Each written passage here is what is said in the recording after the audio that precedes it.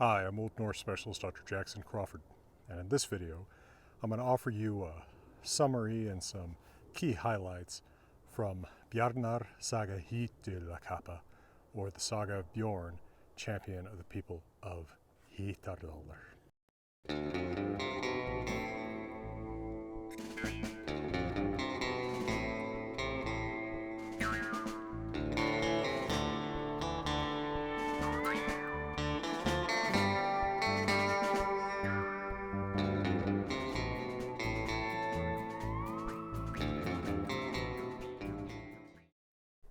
Now, for an Icelandic saga, this one is fairly little known, which is kind of a shame because it's a nice, compact little story that's got a lot of sort of classic moments and, in my mind, big Old Norse poetic hits. But also, it's a fairly easy one to follow along with because it is short-ish, no longer than other sagas we've covered, like, say, the Saga of Bjorn, Wormtongue.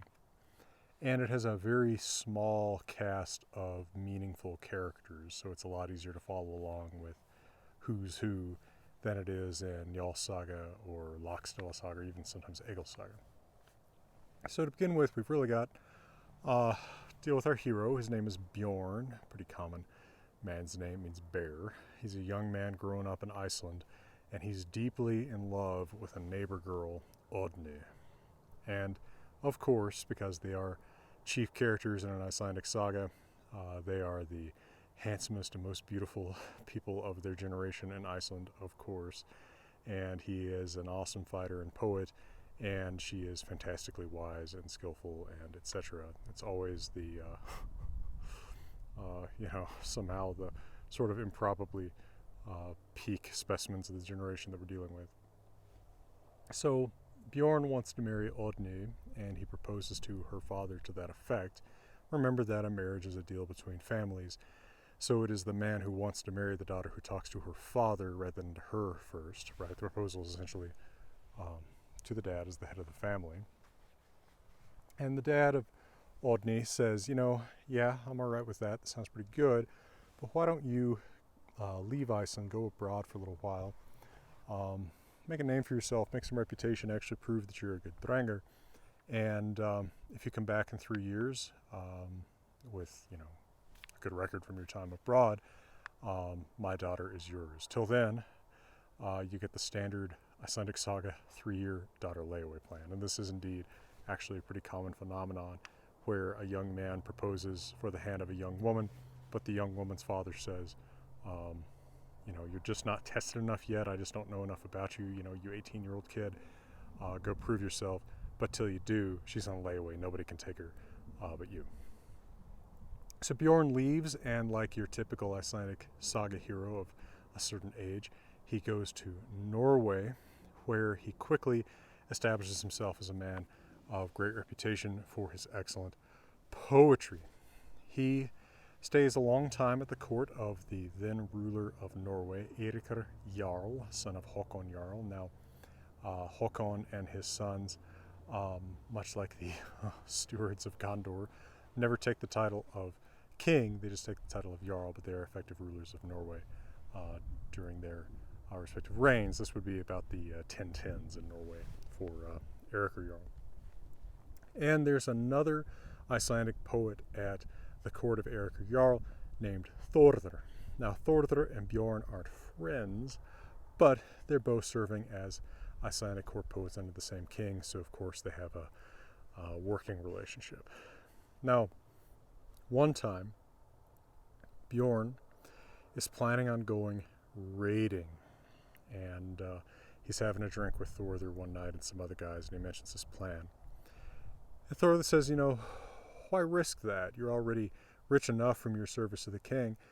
Instead of going raiding, why don't you go back to Iceland and tell that girl, Odni, you're always talking about, that you're still planning on coming back and marrying her? And Bjorn, maybe a little bit drunk, says, no, why don't you go to Iceland instead, pal, and tell Odni. And while you're at it, give her one of these arm rings that the Jarl has awarded me for my service. Deliver that to Odni as a sign that I still have good intentions with her, and I mean to make good on my promises and come back and marry her at the time that was previously agreed. Now, this is going to remind you a little bit of many other sagas about young Icelandic poets. In fact, this is kind of a trope, right? The guy kind of trusts the other guy, and the other guy ends up scooping his girl.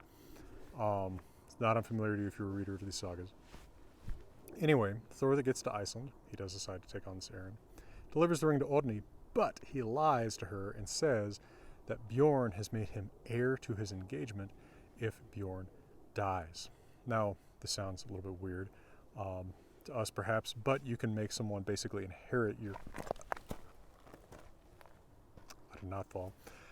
Basically inherit your engagement or other arrangement to marry somebody. Right.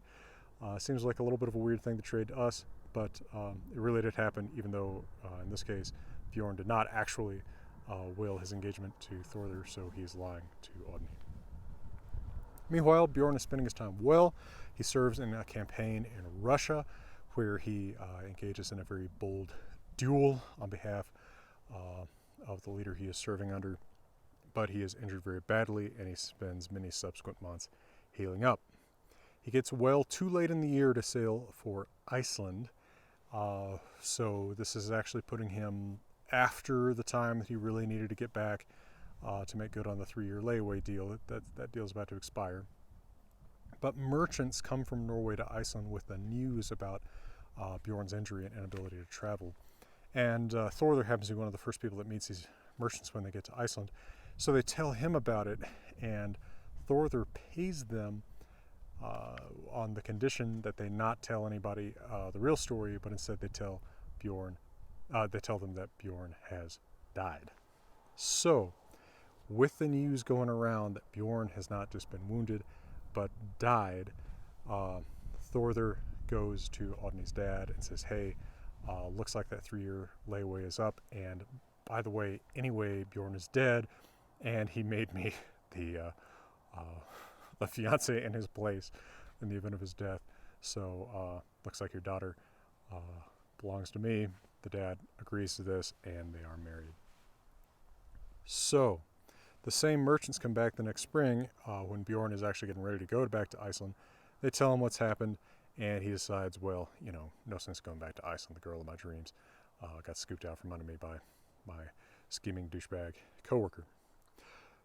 So Bjorn goes wandering. He spends 2 years in England serving with King Knútur. Of course, Knútur, known to English history as Canute, was a Danish king who ruled England for much of historically, right, the early 1000s. During this period, he slays a dragon. Now, this is the only saga hero I'm aware of. Well, maybe Ragnar Lothbrok, who slays a dragon, and is not a big part of his story. It's just kind of crap, I'm going to fall. I got a solid 3 feet to work with here before I'd fall a few hundred feet to that little township down there, so it's not a big deal. Anyway, what was I saying? Now, Bjorn serves with Knútur, slays a dragon, and it's not a big deal. It's not a big part of his story. Now, that would go near the top of my resume personally, but it's not even a big deal. He's just out at sea on some naval campaign. A fire-breathing dragon starts swooping over the ships. Bjorn grabs it by its tail as it flies over, and then starts chopping at it with his sword and slays the dragon. So improbable. And really, these sagas of Icelanders, they're not like the saga of the Volsungs, right? Those mythical heroic sagas where you get a lot of dragons and gods and magic and stuff. These sagas tend to be pretty, if not quite realistic, they are action genre unrealistic, right? They're Die Hard rather than Superman stories. But this is a rare exception to that. Anyway, he then leaves England, teams up with some outlaws, and then spends another 3 years raiding. And meanwhile, back in Iceland, Thorður and Oddný are happily married with children. But one day, Thorður gets news that back in Norway, he has come into possession of some big inheritance, and nothing draws an Icelandic saga hero to Norway like the news that he's inherited something. I mean, think about Egil Saga, which is like 8 of these strung together, and that's the story. So Thorður goes to Norway to claim his inheritance, and he stops in Trondheim, the medieval capital in Nidaros, as the guest of there's now a new ruler, King Olafur Haraldsson, remembered in history as Saint Olaf. Then he continues along his route, but he's intercepted at a small island by Bjorn, who lies waiting in ambush. Bjorn takes everything that he owns, but leaves Thorður with his life because Thorður was the guest of a king, right? So hospitality actually makes you a distant relation of the person whose hospitality you accept, or the person to whom you grant hospitality. So, in a sense, Thorður is like very distantly royal family now. Bjorn is showing his respect for the King of Norway by not harming the guest of the King of Norway. Now, Bjorn and Thorður will later appear before the king at a sort of people's court and present their claims. Of course, Thorður sues Bjorn for all the stuff that Bjorn has taken from him. The king, however, says that in fact he thinks the men are even, that Bjorn taking every single thing that Thorður owns basically evens out with Thorður taking the love of Bjorn's life under false pretenses. So he tells them that they are even, that they need to end this feud, although he does state that he thinks that Bjorn is the better man because he let Thorður live simply because he had been that very king's guest. Now, Bjorn ends up staying with the king for a while now, and he comes into favor, as these Icelandic saga heroes always do, with Norwegian king. You know, I'm always kind of laughing about this. I think I made a video about this, about how it always seems like, you know, it's as if every time that an American got off the plane in England, like the first person we meet is Queen Elizabeth II, who says, "Be one of my bodyguards." But anyway, Bjorn does end up being one of the king's bodyguards and poets, and etc., etc. One day, the king and some of his elite men, like Bjorn, are actually bathing in a lake or tank, and whatever it is, they go back up on shore to start putting their clothes back on, and Bjorn happens to start taking clothes out of the wrong pile. By the way, this is kind of a trope in the sagas too. This will be familiar to you from Laxdœla saga. Something happens with Kjartan very much like this. So he starts putting on the king's hose, right? Basically, the Vikings wore something kind of like lederhosen. And doesn't realize his mistake right away, but then he says, "Oh, you know, my lord, turns out I'm putting on your clothes. I'm so sorry." And the king says, "No, keep them. It's fine. They fit you." Of course, kings, being regarded as sort of semi-quasi-divine almost, are also sort of bigger, more muscular, supposedly, than other men. So the fact that the king's clothes fit Bjorn well implies that Bjorn is also a pretty outstanding physical specimen. Right, good physical traits always go together with all other good physical traits in the sagas. So of course, this also imparts a little bit of the king's luck onto Bjorn, because kings have a great deal of luck, and their luck may kind of leak out onto their clothing, and therefore then be loaned, as it were, to people who then take on those clothes. All right, so Bjorn, now equipped with some king's lederhosen, decides that it is time for him to go back to Iceland. Now, Oddný hears about this from a neighbor, that Bjorn has come back to Iceland, and this is the first she's heard that Bjorn is actually alive. Remember, she married Thorður under the lie from Thorður that Bjorn had died. So she's very upset. She goes to her husband that night and asks him the news. And she says, "What news is there?" And he says, "Angie, none." And she says, well, she thinks that it's news that Bjorn is alive. And he says, "Well, það má vera að þér þykir það tíðindi." Well, it may be that you think that's news. And she responds, "Ek hug það þig vera góðan dreng, en þú ert fullur af lygi og lásin." I thought you were a good dranger, right? Remember, I'm always emphasizing what a major compliment the word dranger is, right? A man who lives up to the sort of Viking code. "I thought you were a good dranger, but you are full of lies and treachery." Still, Thorður decides he's going to try to turn this to his advantage. After all, the king did formally reconcile them. So he actually invites Bjorn to stay the winter with them, right? He says, well, Bjorn, you can stay with your dad, but you could also stay with me, maybe cement this peace that's been made between us. Of course, he's hoping to score some points with his wife, score some points with the community. He's a guy who really buried the hatchet, because they're not all about just constantly fighting if the fight has already been settled, right? Ultimately, all societies aim to organize toward peace. He doesn't want to reopen this wound and start this feud all over again. I should probably get one of them killed. And by making Bjorn his guest, he's also making Bjorn indebted to him and creating a relationship of sorts between them. So Bjorn accepts, perhaps to the surprise of some of his family.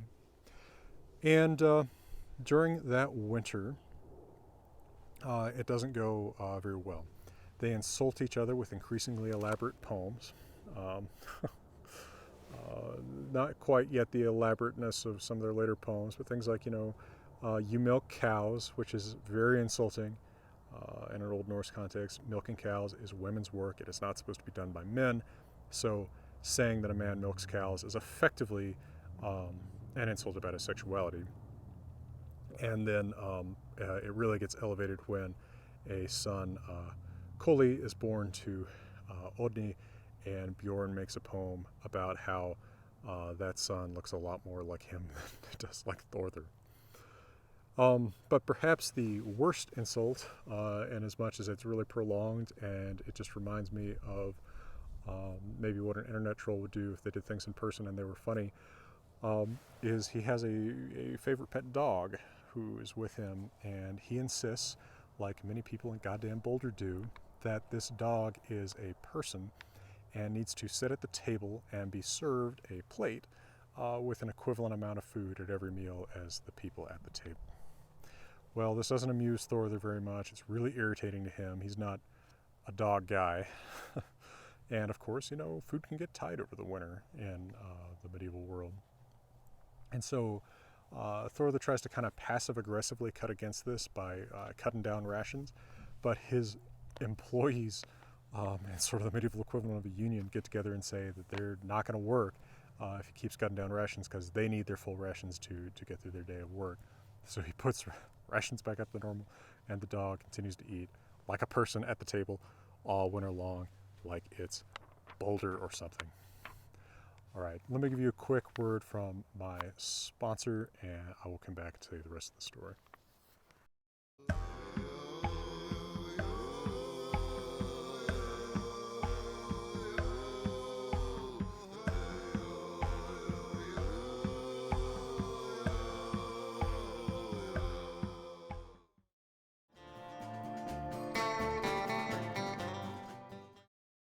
Alrighty, so Bjorn spends the winter with Thorður, and then in the spring he gets his own home, not very far away, which is perhaps not very well advised, but then people tend to stick in the places that they have roots, and Bjorn is from the same rough area of Iceland.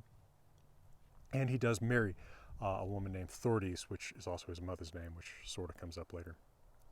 Now, the two men are formally at peace, but of course insulting poems have been spoken. So far, neither one has risen to the level of bloodshed about it because of the peace imposed upon them by King Olafur Haraldsson of Norway, but it's about to get a lot worse. It's really escalate when out on the beach close to their houses, now that makes it sound like they live in cabanas, but a lot of Iceland's close to the ocean, while they're gathering driftwood, Thorður notices a seal and decides he can't resist the opportunity to get himself a little bit of seal meat while he's out here on this driftwood gathering expedition. So he picks up a stick of driftwood and starts clubbing the seal, but the seal bites him. The text says in the thigh. Now, in Old Norse sagas, the word thigh, or sometimes knee, can be used as a kind of euphemism for groin area, perhaps kukenjet masculine. But we don't know. Anyway, it could just be in the leg.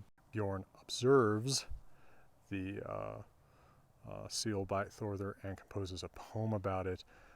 If you want to hear that poem, I actually did it on my video about humor in Old Norse. Now, Thorður's going to get back at him because one day Thorður's walking past Bjorn's farm when he sees Bjorn. Now, any of you who've lived on a ranch or a farm know what I'm talking about. here, kind of knee-deep in a cow that's having trouble giving birth. And so Thor then makes a poem about how Bjorn is in this position pretty often, right? Implying, you know. And then it gets worse because we are told, and I'm gonna read this little section in quotation. This is going to be my translation from the saga.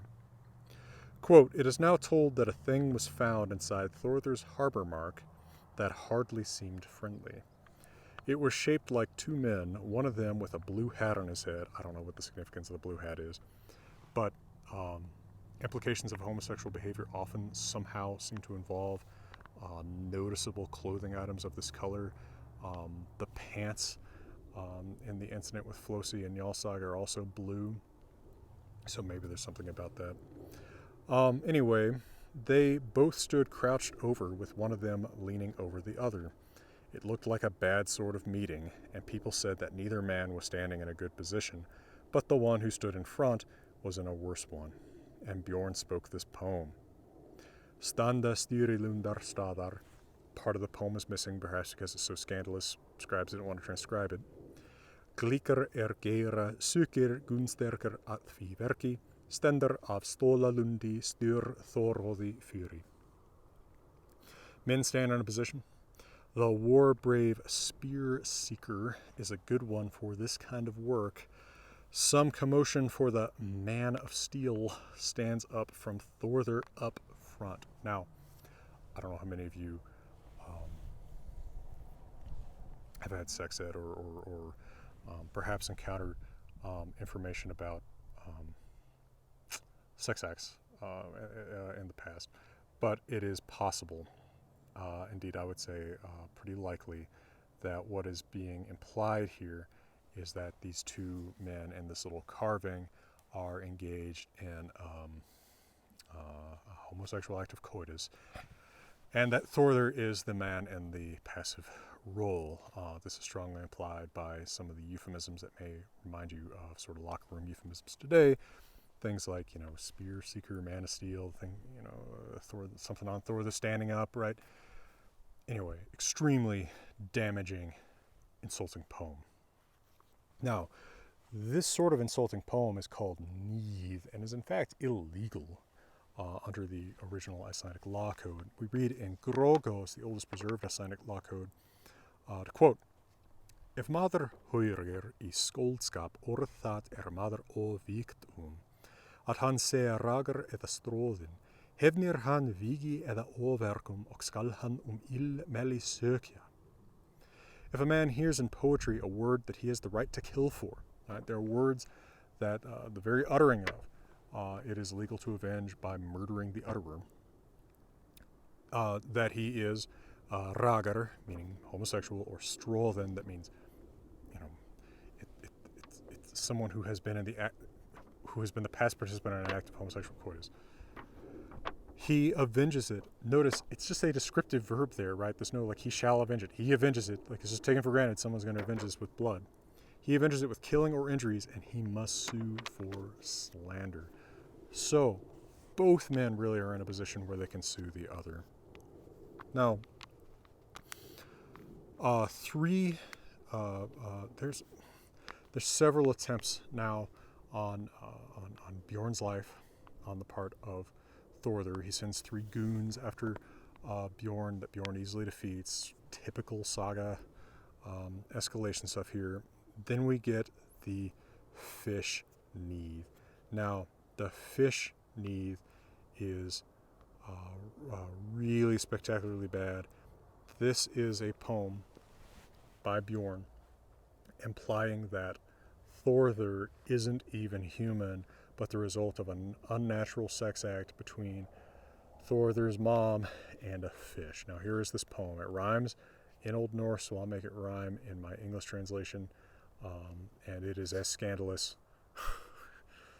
in English as it is in the original. Fiskar gekk á land en flóð á sand, hrogan kelsi líkar var óholdi slíkar. Åt einaga ylgur grómaga, mein blandet trä, margt illt í sæ. Åks brúðar kviði, brjósti niður svo að gorðu eik gekk heldur kekk og auk í vom var heldur til þón.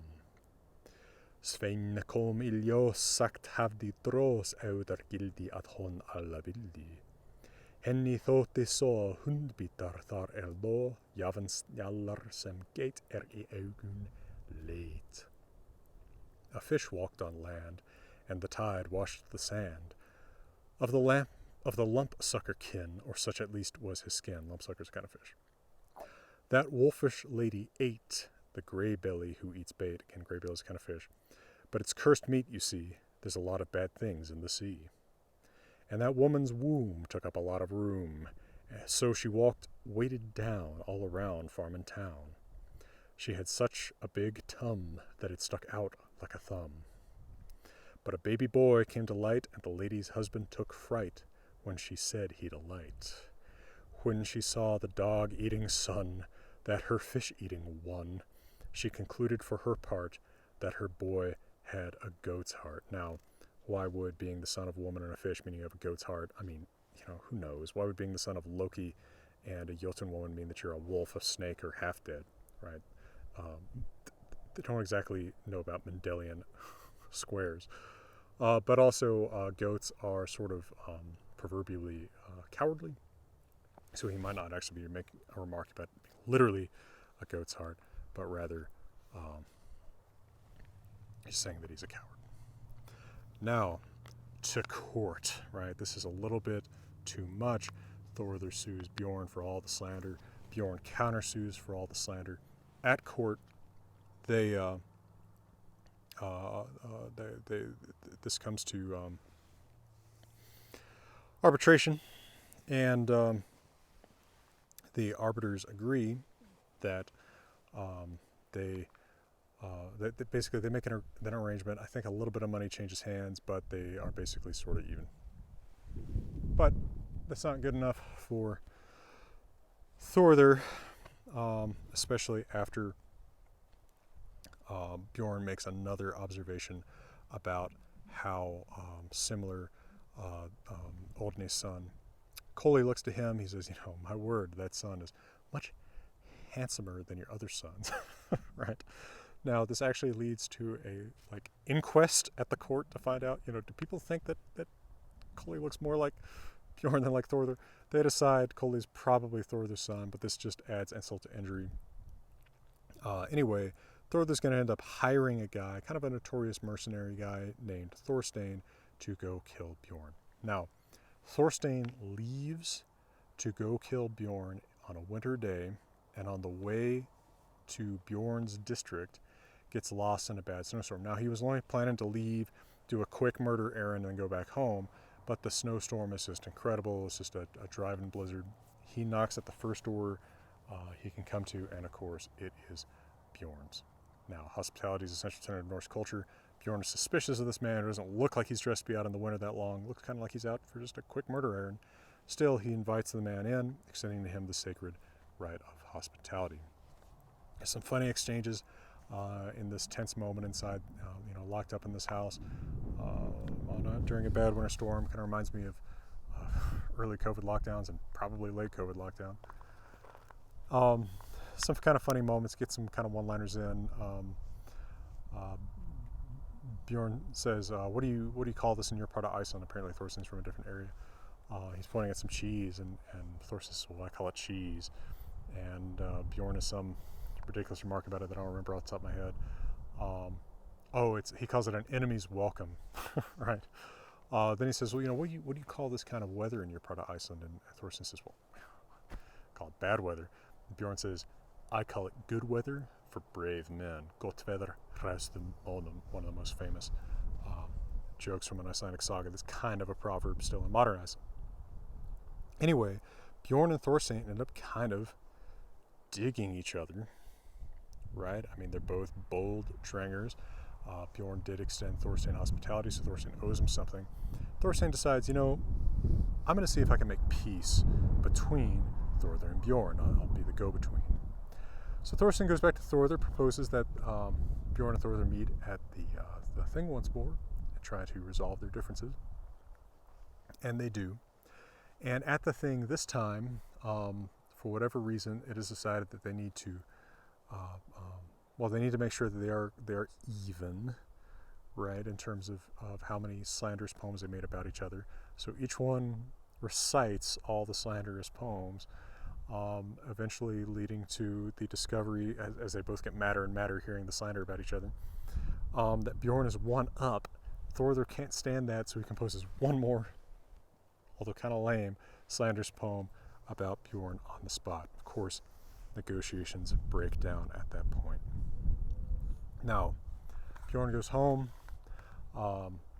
and his eyesight is kind of failing, we're told, by this point in his life. But he goes out one day. Of course we can expect there's going to be some kind of ambush. Now it's going to be settled in blood what couldn't be settled in court. It's the day after election day as I'm doing this. Who knows when I'll post it, but sure hope it doesn't come to that particular duel. However that's resolved. Anyway,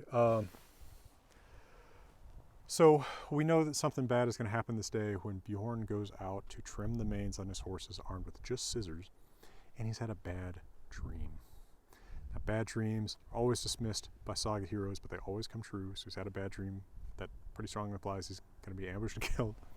But he goes out with just one servant boy, and we're told how handsome Bjorn looked that day. That's also generally a bad sign. We hear about how handsome heroes are right before they die. And spots in the distance 24 men riding toward the farm. He can't see so well, his eyesight's kind of failing, right? He asks the servant boy to describe the men. He describes them in terms that sound a lot like Thorður and some of his buddies, and some of his sons. Some of his sons are grown up by now. A lot of time has been passing here, like 20 years since the beginning of the saga. And Bjorn recognizes them kind of from the description, but decides, they're probably just looking for their livestock, even though one of them is wearing blue, which, whatever the possible implications of small blue items like a pair of pants or a hat might have about homosexuality, otherwise men wearing blue is actually a very formal thing, and often they wear blue when they kill. So it's a pretty strong indication, again, that Bjorn's about to be ambushed and killed. Sure enough, these just farm workers show up to ambush and kill Bjorn, but with a fistful of scissors, he defends himself and kills improbably 13 of the 24. He actually even faces off with Koli and tells him, some men say that you might be my son. And Koli says, again, improbably, I have never heard this, but in case it is true, I cannot fight you. And some of that stilted style of Icelandic saga dialogue that it can sometimes have. And of course, anyway, Thorður ends up delivering the death blow to poor Bjorn and cuts off his head and takes what is apparently a really distinctive necklace that Bjorn wears. The first person that he rides to with this news is Bjorn's wife Thordis at their home.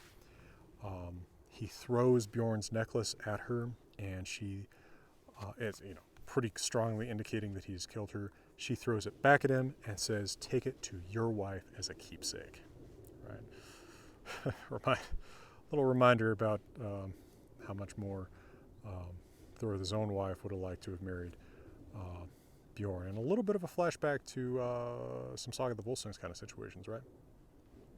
Anyway, then Bjorn rides over to, Thorður rides over to Bjorn's mother, also named Thordis. Bjorn's mother, Thordis, is washing one of her grandkids' hair in a river when he rides by. He throws